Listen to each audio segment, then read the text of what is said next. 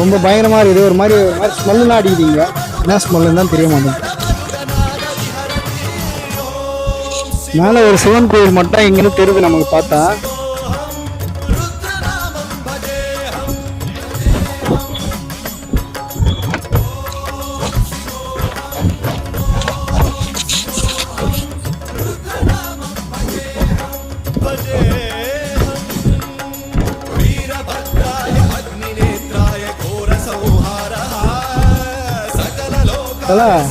கோயிலும் கொஞ்சம் பயங்கரமாக இருக்குது தலை. இது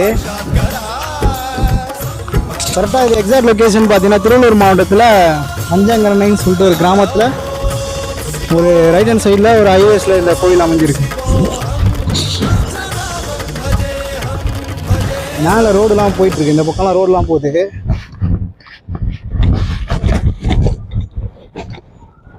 கோயில் லாக்குண்ணா.